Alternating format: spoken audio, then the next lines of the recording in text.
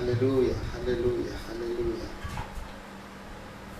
దేవుని పరిశుద్ధ నామముకు మహిమ కలుగును గాక.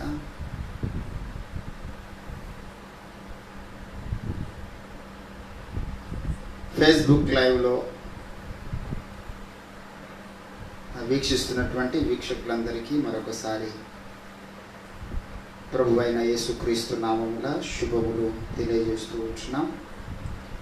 కొంత అంతరాయం కలిగింది. అసలు 9:30కే లైవ్ స్టార్ట్ చేయాలి. సిగ్నల్స్ సరిగా లేని కారణమును బట్టి కొంత ఆలస్యంగా ఫేస్బుక్ లైవ్ ఇస్తున్నాము. దయచేసి ఇదివరకే లైన్లో ఉన్నటువంటి వారు షేర్ చేయండి, లైక్ చేయండి.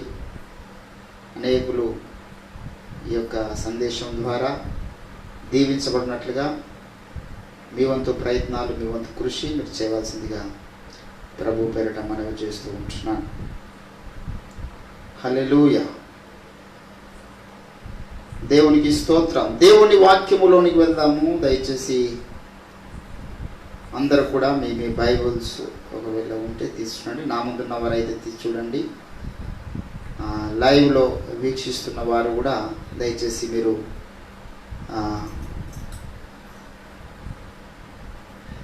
తీసి బైబిల్ని చూస్తూ నాతో పాటు సహకరించాల్సిందిగా మనం చేస్తూ ఉంటున్నాను. మీ వాట్సాప్, ఫేస్బుక్ వాట్సాప్ గ్రూప్స్లలో షేర్ చేయండి. చాలామంది అవకాశం ఉన్న వాళ్ళు దేవుని యొక్క వాక్యాన్ని వింటారు. దేవునికి స్తోత్రం.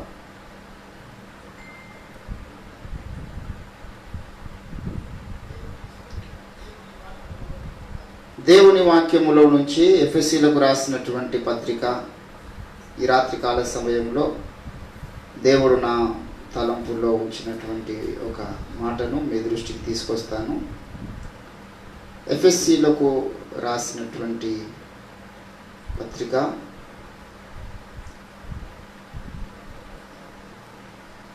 5వ అధ్యాయం 15వ వచనమును నేను చదువుతున్నాను. దయచేసి అందరూ కూడా చిత్తగించండి.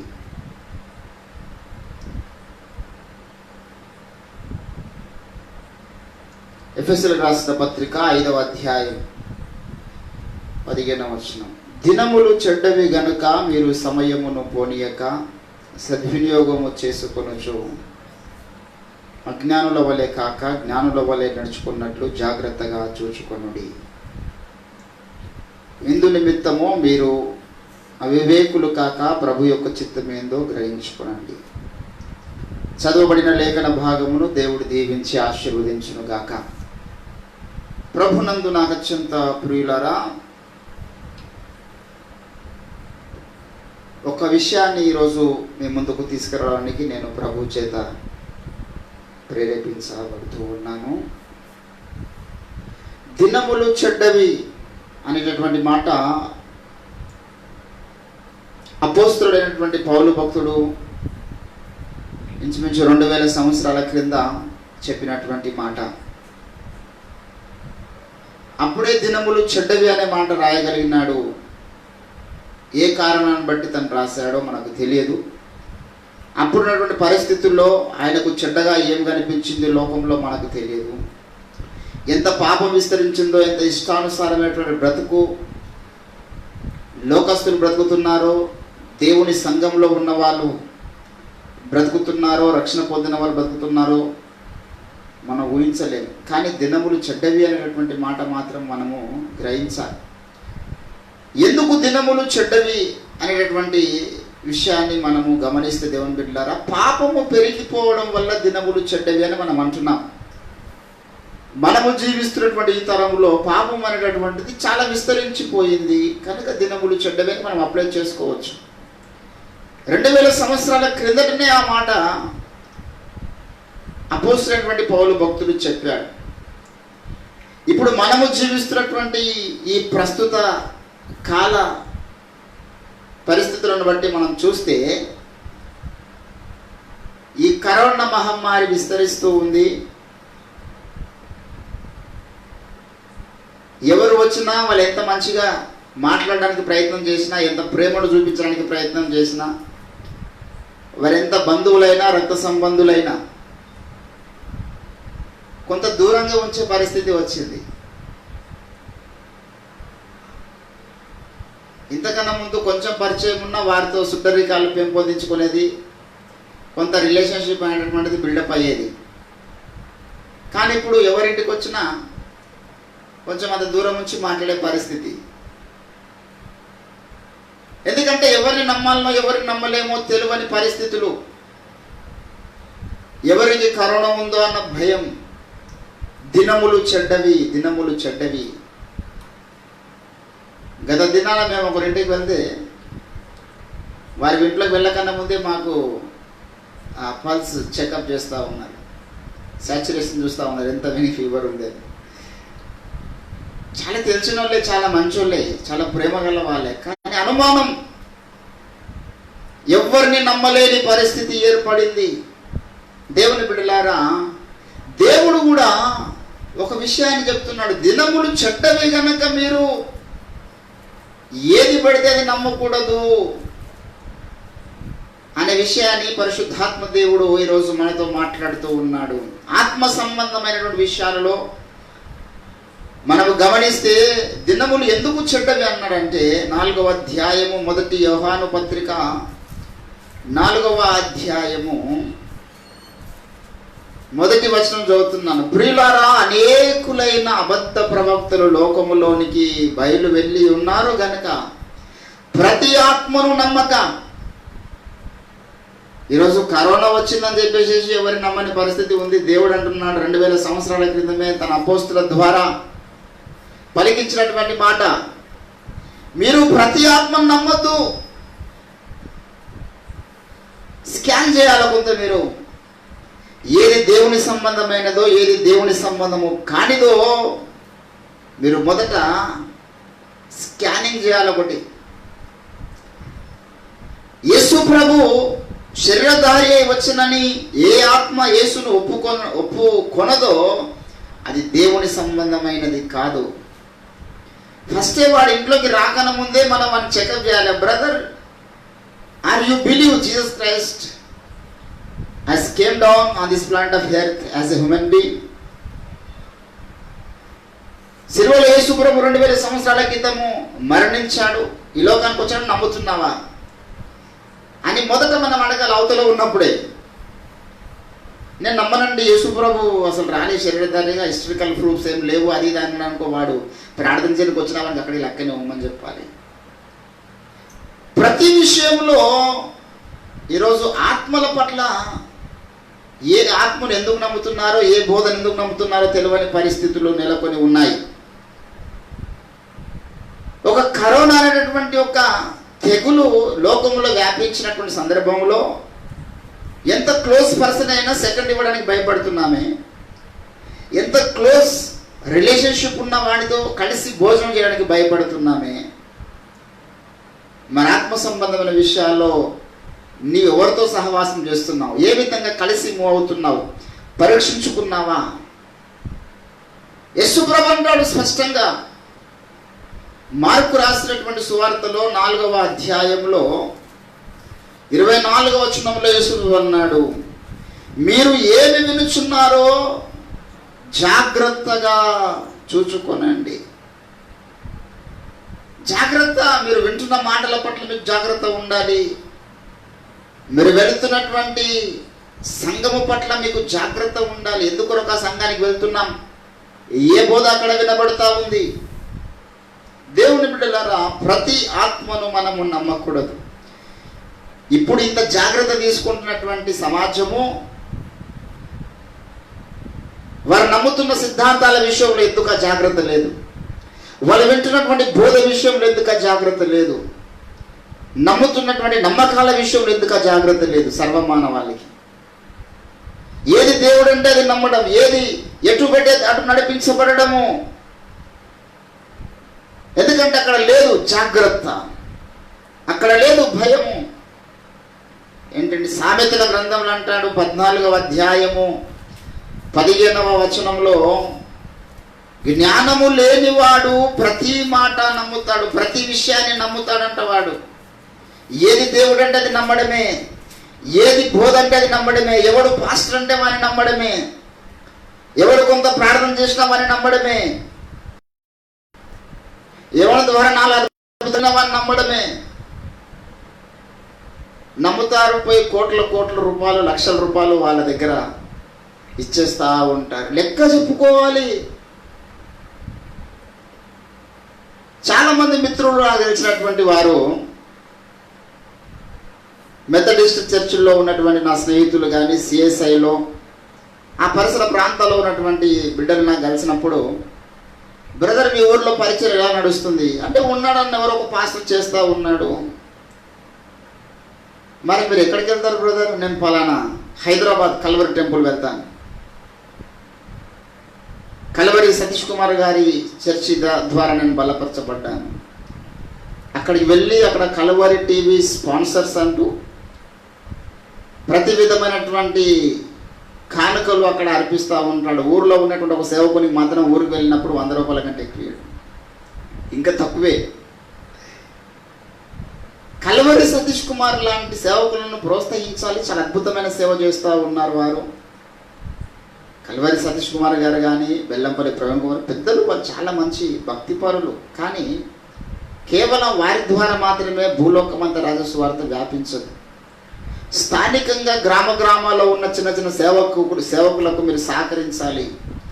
వారికి మీరు దశంభాలు ఇవ్వాలి. వారు అద్భుతంగా అక్కడ ఆ గ్రామాల్లో ఉన్న ప్రతి ఆత్మను వాళ్ళు రక్షణ నడిపించగలుగుతారు. దేవుని బిడ్డలారా, ఈరోజు చాలా మందికి ఎందుకు ఒక సంఘానికి వెళ్తున్నామో, ఎందుకు అక్కడ కానుకలు ఇస్తున్నామో స్పష్టత లేదు. దేవుడు మాట్లాడుతున్నాడు, మీరు ప్రతి ఆత్మను నమ్మొద్దు. ఎందుకంటే అబద్ధ ప్రవక్తలు వస్తారు, అబద్ధ బోధకులు వస్తారు. అంత్య దినములలో లోకములో సూచనలేమో తెగుళ్ళు వస్తాయి, భూకంపాలు వస్తాయి, కరువులు వస్తాయి. దేవుని సంఘములో సూచనలు ఏంటంటే 2వ అధ్యాయం 2వ పేతురు రాసిన పత్రిక 2వ అధ్యాయము 1వ వచనం, మరియు అబద్ధ ప్రవక్తలు ప్రజలలో ఉండిరి, అటువలే మీలో అబద్ధ బోధకులు ఉంటారు. అంత్య దినములలో దేవుని సంఘములో ఉండే సూచన, అబద్ధ బోధలు పెరిగిపోతాయి, ఇష్టానుసారమైనటువంటి సిద్ధాంతాలు పెరిగిపోతాయి, మనసుకు తోచింది చెప్పడం పెరిగిపోతుంది.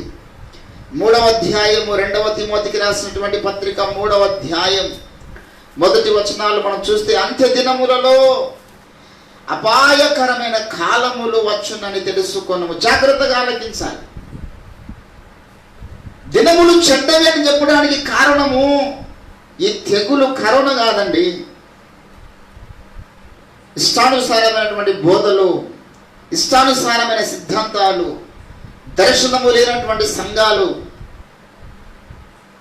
ఇష్టానుసారమైనటువంటి ప్రవర్తన పోకడలు, సేవకులై, విశ్వాసులై, ఇది చాలా ప్రమాదము. దాన్ని బట్టి మనం చెప్పుకోవాలి, దినములు చెడ్డవి, సత్యమును చౌనిస్తలేరు. సత్యమును చౌనివక కల్పన కథల వైపు వెళ్ళు కాలము వచ్చింది. అయ్యో దినములు చెడ్డవి. తెగులు వచ్చినందుకు చెడ్డ దినాలు కాదు, తెగులు ఖచ్చితంగా వస్తాయి, యేసుప్రభు చెప్పాడు. కానీ సంఘములో ఉండవలసిన పరిస్థితులు లేవు. కడవరి వానకాలం కొరకు సిద్ధపాటు లేదు. ఐక్యత కొరకు ప్రయాసపడేవారు లేరు. ఐక్యత అయ్యే నా అభిలాష అని ప్రార్థనలు చేసేటటువంటి భక్తులు లేరు. ప్రతి ఆత్మను నమ్మొద్దు.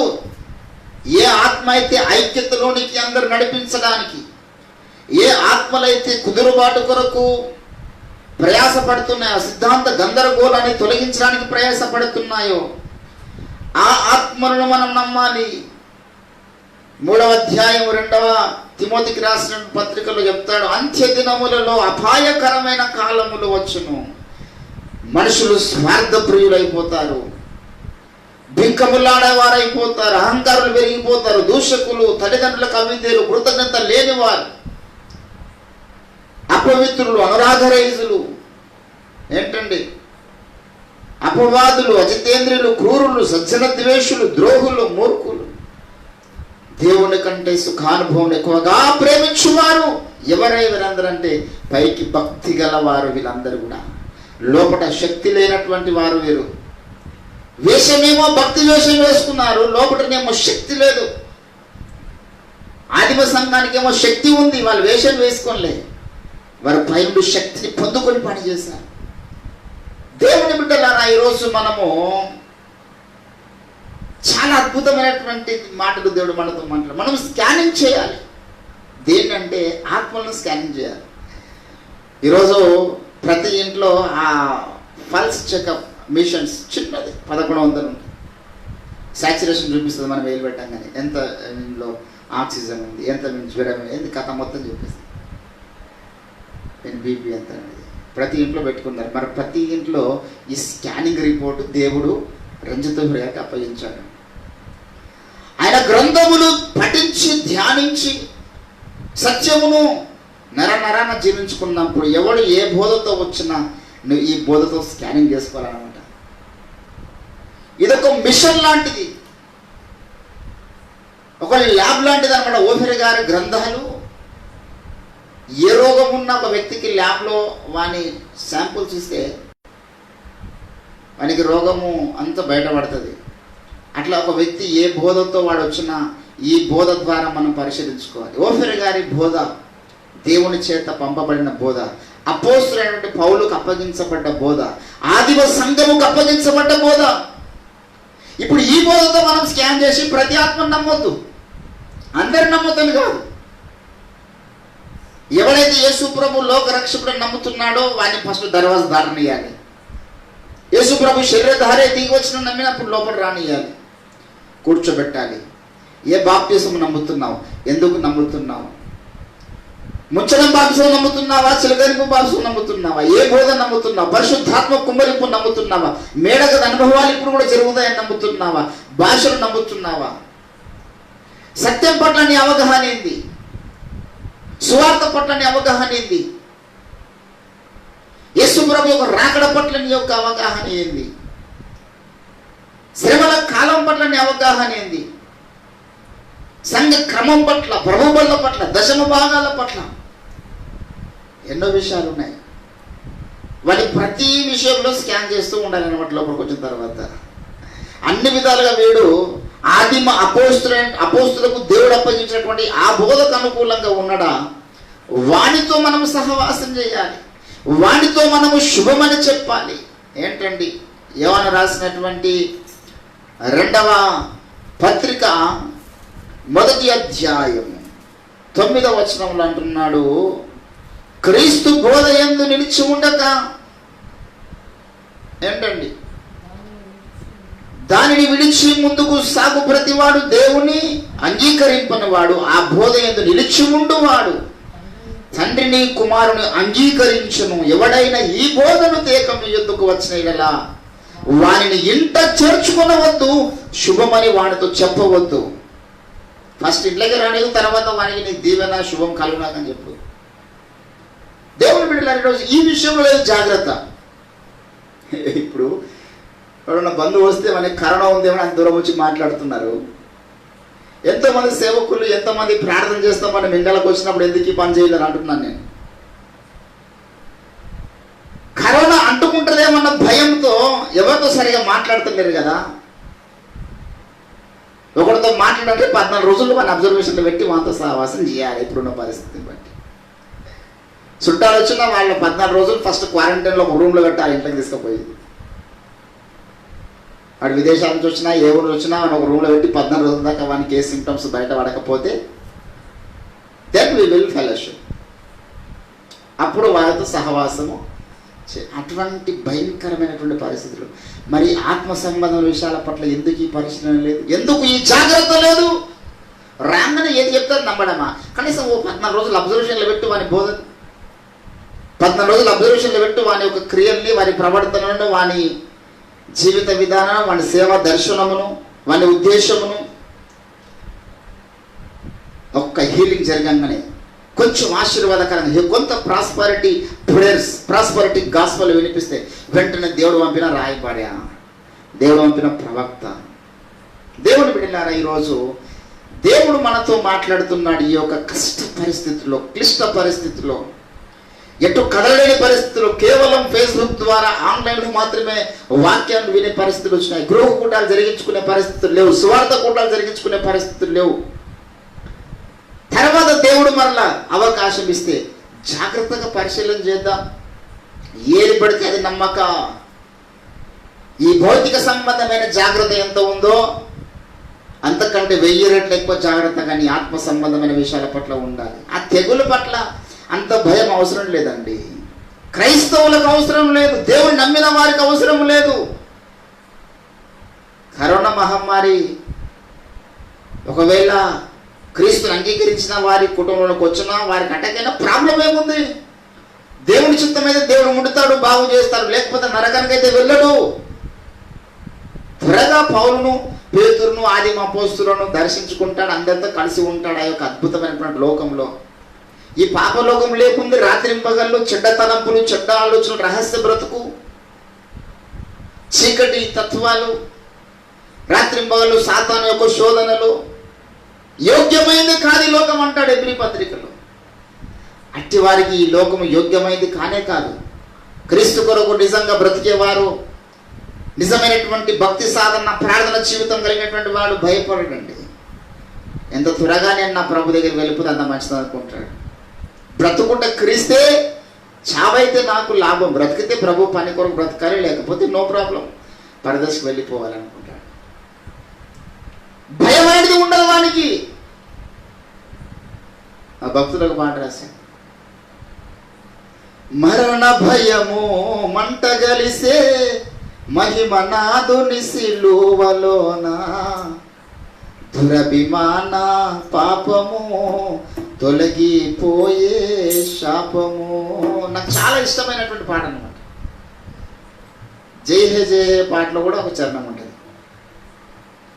మరణపు కోటలో మరణమే సమస్యను, మరణమే సమస్యను, ధరణిలో జీవిత భయములు తీరెను, భయములు తీరెను, మరణములో సహజయములు నావే, మరణములో సహజయములు నావే, జయమని పాడెదను, నా విజయము పాడెదను, నా విజయము పాడెదను, జయ హే జయ హే జయ హే. మరణ భయం లేదు యేసు అంగీకరించిన వానికి. Why we need to fear? కరోనాకు అసలైన మందు ఏదో తెలుసా? ఫస్ట్ ఏమో లాక్డౌన్ పాటించండి, కరోనాను తరిమి కొట్టండి అన్నారు. ఇంట్లో ఉందాం, కరోనాను తరిమి కొడదాం, ప్రభుత్వాల యొక్క నియమాలు. ఇప్పుడు ఏమంటారు తెలుసా? కషాయం తాగుదాం, కరోనాను తరిమి కొడదాం అని చెప్పెట్టారు.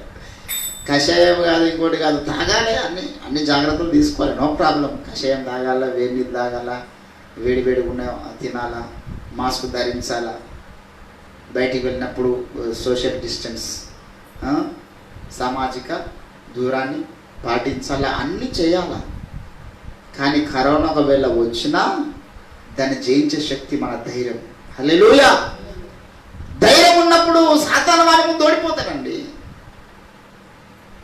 నిజంగా మా ప్రాంతంలో ఒక వ్యక్తి షాంపూస్ ఇచ్చి వచ్చాడు. షాంపూస్ ఇచ్చి వచ్చిన తర్వాత ఇంటికి వచ్చారు వాళ్ళు. ఇంటికి వచ్చిన తర్వాత వాడు ఫోన్లో రిపోర్ట్ పంపించాడు కరోనా పాజిటివ్ అని. వాడు ఆ వార్త విని గుండె చచ్చిపోయాడు.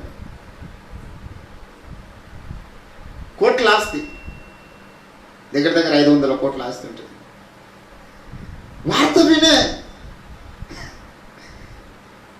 దేవుని బిడ్డలారా, ఎందుకు అంత భయం? ఎందుకు? మనకైతే లేదా భయం. మనకు కలిగిన భయములన్నిటి నుండి దేవుడు మనల్ని విడిపించాడు. హల్లెలూయా. అసలు మరణ భయం లేనప్పుడు ఇంకా వేరే భయాలు ఏముంటాయండి? అన్నిటికన్నా మించింది ప్రతి ఒక్కరికి మరణం అంటే భయం. ఆ భయమే లేదు యేసును అంగీకరించిన వానికి.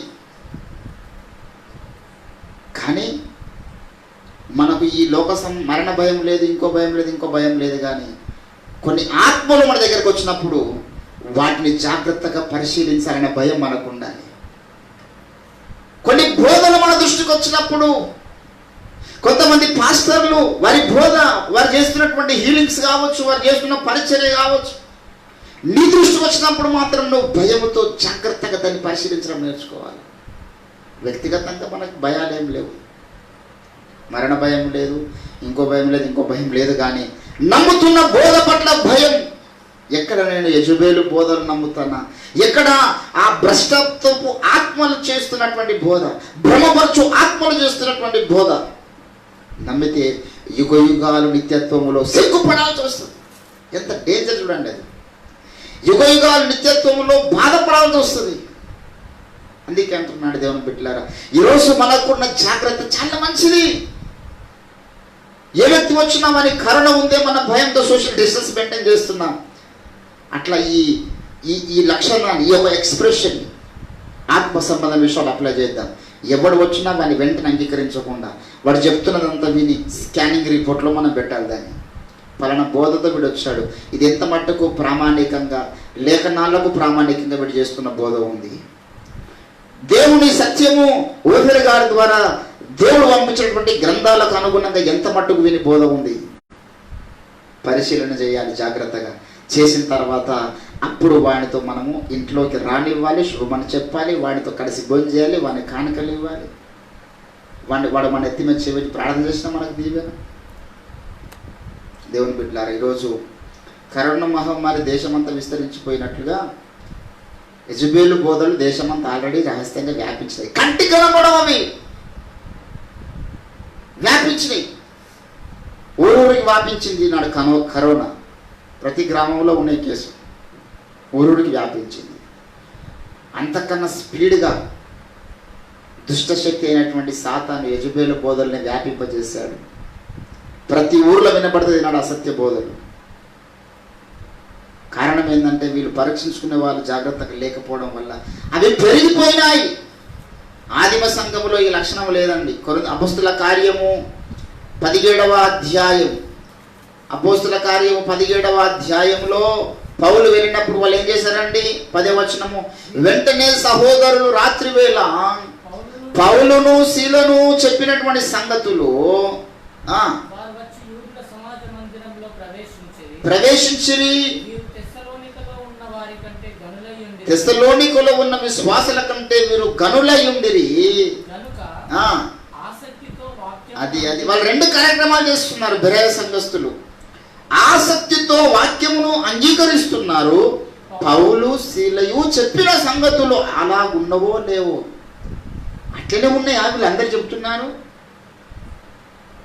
ధర్మశాస్త్రముకు అనుగుణంగా ఉన్నాయా? ఈ క్రీస్తు బోధలకు అనుగుణంగా ఉన్నాయా? జాగ్రత్తగా వాళ్ళు ఏం చేస్తున్నారు? ప్రతిదినము లేఖనములను పరిశోధిస్తున్నారు. మనుషులను పరిశోధించే వాళ్ళే వెళ్ళిపోయినాడు. లేఖనాలు ఏం పరిశోధిస్తారు? పలానా సేవకుల ద్వారా అద్భుతాలు జరుగుతున్నాయి అదే చూస్తారు తప్పితే వాడు వాక్యం ఏం చెప్తారో చూడడు. నాకెప్పుడు అద్భుతం జరుగుతుందా, నాకెప్పుడు దీవెనలు వస్తాయా, నాకెప్పుడు నా దుఃఖ దినములు ఎప్పుడు సమాప్తం అవుతాయా, నాకున్న డిప్రెషన్ ఎప్పుడు పోతుందా, ఇవి వీటి మీదనే ఉండదు చింత అంతా. కానీ లేఖనములలో ఏమి చెప్పుచున్నాడు? లేఖనాలు ఏమి చెప్పుచున్నాయి? వాడు మాట్లాడుతున్న మాటలు ఏమి చెబుతున్నాయి? పాప క్షమాపణ గురించి మన నోట్లో ఏ బోధ ఉంది? యేసు ప్రభు లోక రక్షకుడు సిలువలో ఆయన కాల్చినటువంటి అమూల్య రక్తమందు విశ్వాసం ఉంచితే మాత్రమే నీ పాపాలు క్షమించబడతాయి. ఆయన రక్తమందు విశ్వాసం ఉంచి నమ్మి బాప్తిజం పొందితే నీ పాపాలు క్షమించబడతాయని చెప్తున్నాడా? పర్వాలేదు బ్రదర్, నోటితో ఒప్పుకున్న దేవుడు క్షమిస్తారని చెప్తున్నాడా? ఇది ఆ బోధనే, అదే బైబుల్లో బోధనే. నోటితో ఒప్పుకో చాలు, యేసు ప్రభు నేను పాపాలు క్షమించాలండి. నోటితో ఒప్పుకొని హృదయం మీద విశ్వసించి నమ్మి బాప్తిజం పొందాలి. బాప్తిజం పొందకుండా వాడికి పాప క్షమాపణ లేదు. బాప్తిజం విషయంలో స్పష్టమైన అవగాహన, బాప్తిజం పొందిన తర్వాత సంఘ క్రమం విషయంలో స్పష్టమైన అవగాహన ఆదిమ సంఘానికి ఉంది.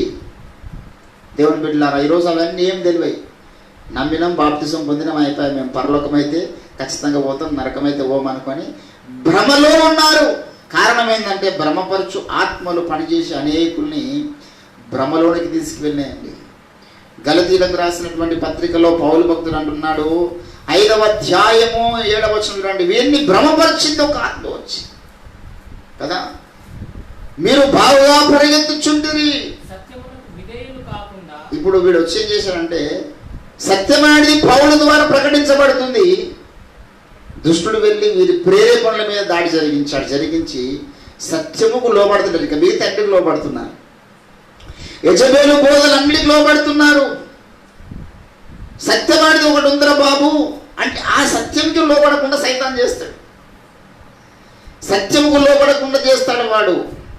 అపోస్తుల కార్యం 20వ అధ్యాయంలో పౌలు యొక్క ఆవేదన కూడా ఇదే. చూడండి, నేను వెళ్ళిపోయిన తర్వాత 29వ వచనము, అపోస్తుల కార్యం 20వ అధ్యాయం. నేను వెళ్ళిపోయిన తర్వాత క్రూరమైన తోడేళ్ళు మీ మధ్యలో వచ్చును, కనికరింపరు, వంకర మాటలు చెప్పి. ఆ వంకర బుద్ధి అప్పటి నుంచి పనిచేస్తూ ఉందన్నమాట.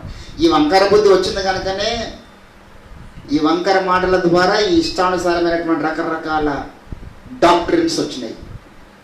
దేవుని బిడ్డలు, ఈరోజు మనము చెక్ చేయాలన్నమాట. కరోనా కేసులకి పల్స్ సాచురేషన్ ఎట్లయితే చెక్ చేస్తున్నారు, ప్రతి ఆత్మకి ఏ విధంగా అయితే మనం చెకప్ చేస్తున్నామో, వీనికి కొంచెం దగ్గుందా, తుమ్ముందా, జ్వరం ఉందా, అసలు వీడి కండిషన్ ఏంది అని ఏ విధంగా జాగ్రత్తగా మనం పరిశీలన చేస్తున్నామో అంతే జాగ్రత్తగా మనం ఆత్మ సంబంధం విషయాలు పరిశీలన చేయాలని ప్రభు మనతో మాట్లాడుతూ ఉన్నాడు. ఆ పరిశీలన లేకపోతే నష్టపోయేది వాడు కాదు, మనమే. బెరే సంఘస్థులో ఉన్న లక్షణము లేకపోతే నష్టపోయేది ఏంటంటే ఎవరు? వింటున్న వారు నష్టపోతారు, చెప్తున్న వారికి నష్టం లేదు. వాని శిక్ష వానికి ఉంది. వాడు ఎరగక, సత్యం ఎరగక, సత్యాన్ని అంగీకరించకుండా ఏదో నోటుకొచ్చిన బోధన చేసుకుంటే వాడు పోవచ్చు. వాని శిక్ష వాడు ఖచ్చితంగా భరిస్తాడు. బోధకులైన వారికి మరి కఠినమైన శిక్ష ఉందంటాడు. కానీ వింటున్నటువంటి విశ్వాసులు జాగ్రత్త. ఈ కరోనా మహమ్మారి ద్వారా నేర్చుకున్నటువంటి ఈ పాఠం ఎంత జాగ్రత్త పడుతున్నామో, ఎంత తెలిసిన వాడైనా, నా పాయింట్ మంచిగా గుర్తుపెట్టుకోవాలి, మేక్ ఇట్ పాయింట్. ఎంత తెలిసిన వాడైనా, ఎంత పరిచయస్తుడైనా, వాడిని మనం ఏం చేస్తున్నాము?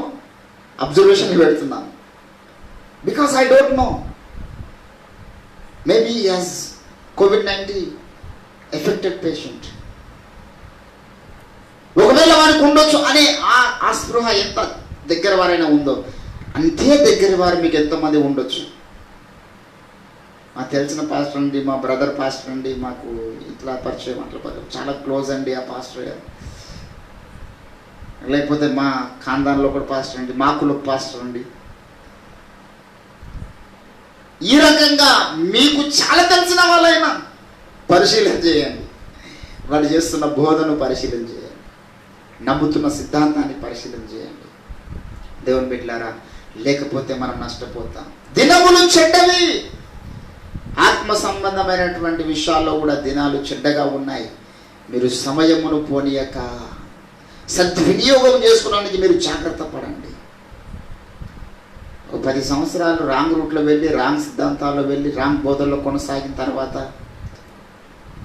ఆ తర్వాత రియలైజేషన్ వచ్చింది అనుకో, అయ్యో నేను రోజులు తప్పు దారిలో కొనసాగానే అని ఎంతో బాధపడాల్సి వస్తుంది, ఎంతో నష్టం. మళ్ళీ 10 సంవత్సరాలు తిరిగి రావు. గడిచిన కాలం అయిపోయింది కదా, మళ్ళీ తిరిగి వస్తాయా 10 సంవత్సరాలు? దేవుని బిడ్డలారా, ఈరోజు మనం జాగ్రత్త పడాలి. ఇక ముందుకైనా ఏది పడుతుంది నమ్మక. చెవి మాటను పరీక్షించును. బెరే సంఘస్థుల్లాగా మనము కూడా ప్రతిరోజు పరిశోధించి, వాక్య ప్రేమ కూడా అయిన వాడు నాకు తెలిసి వాడు మ్యాక్సిమం వాడు దుర్బోధనలో కొనసాగడండి.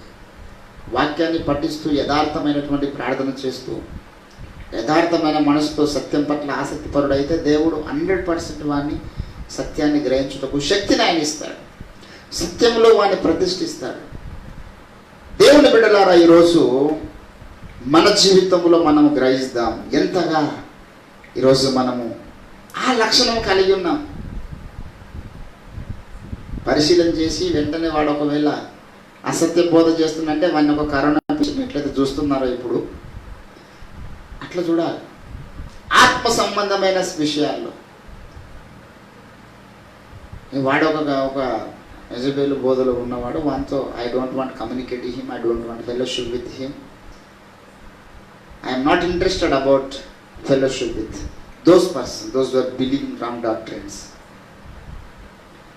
అసత్య సిద్ధాంతాలు, అసత్య బోధలు నమ్ముతున్న వానికి నేను దూరంగా ఉంటాను. నా క్షేమం కొరకు నేను దూరంగా ఉంటాను. వాడు ఎంత దగ్గర వాడైనా పర్వాలేదు, దగ్గర పోతే నాకు అంటుకుంటుంది మళ్ళీ. అది problem. That is the problem. That is the problem is they. మళ్ళా ఆ దుర్బోధ, ఆ ప్రభావం నా మీద పడే అవకాశము ఉంటుంది. కనుక దేవుని బిడ్డలారా, ఈరోజు ప్రతి ఆత్మను నమ్మక, దినములు చెడ్డవి కనుక మీరు ప్రతి ఆత్మను నమ్మక, ఏది దేవుని సంబంధమైనదో ఏది దేవుని సంబంధమైనది కాదో, ఏది సత్య సంబంధమైనదో ఏది సత్య సంబంధమైనది కాదో, ఏది ఆదిమ అపోస్తుల బోధకు అనుగుణంగా ఉన్నటువంటి సంఘమో బోధనో ఏది కాదో పరిశీలించుకోవాల్సినటువంటి బాధ్యత ఈనాడున్నటువంటి క్రీస్తును విశ్వసించినటువంటి బిడ్డల మీద ఆధారపడినటువంటి లక్షణం.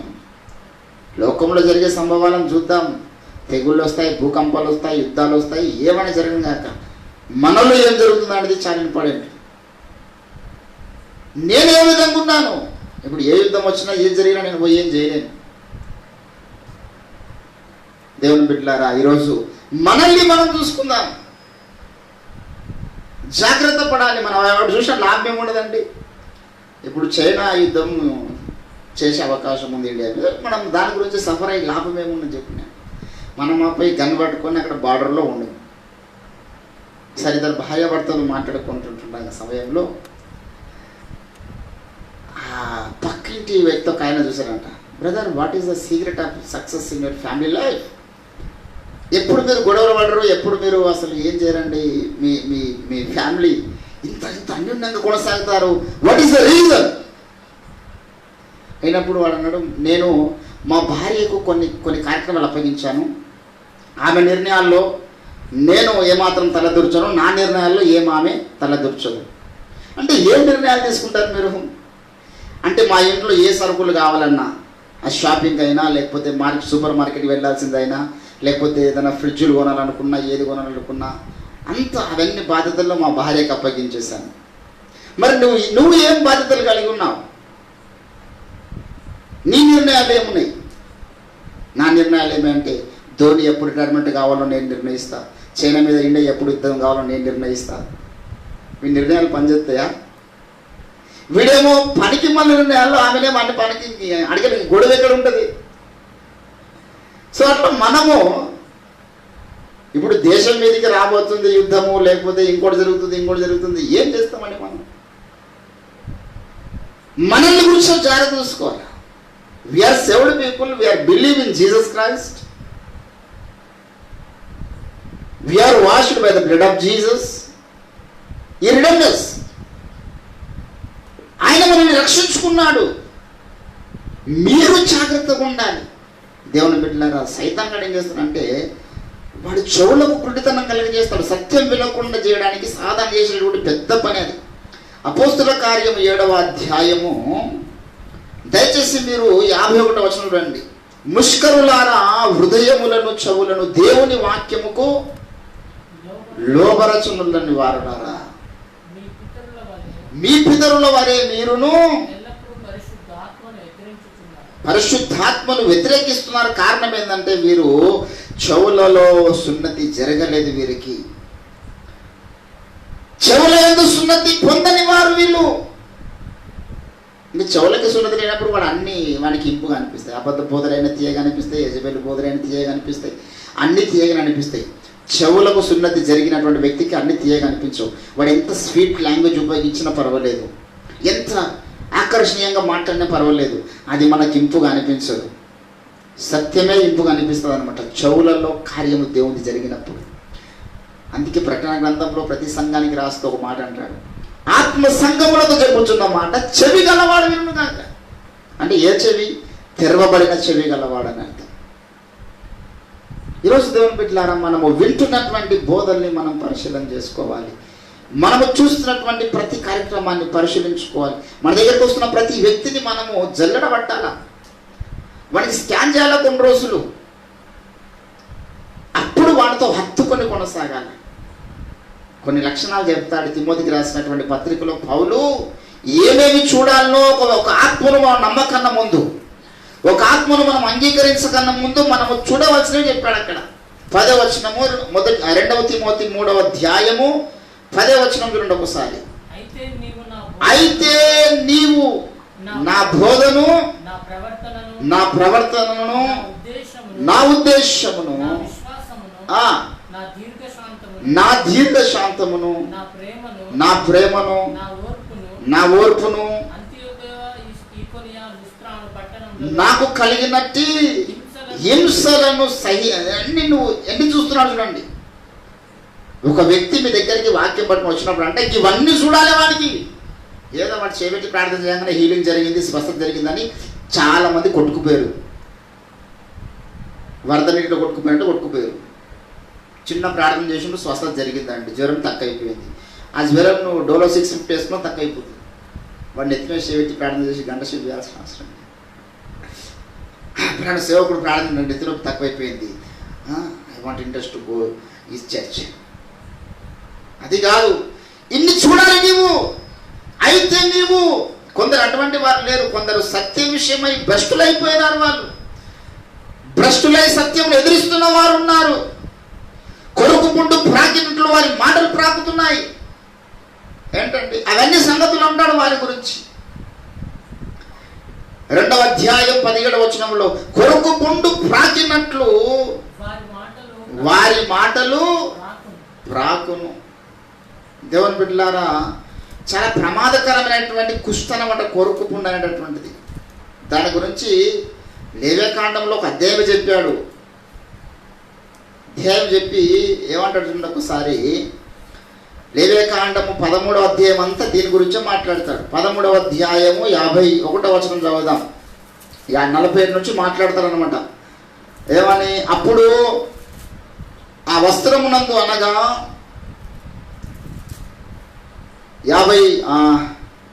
లేవ్యకాండం 13వ అధ్యాయం 51వ వచనం. ఆ వస్త్రమునందు అనగా పడుగునందే గాని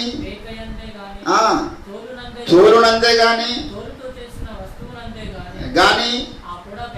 ఆ పొడ వ్యాపించిన అది కొరుకుడు కుష్టు.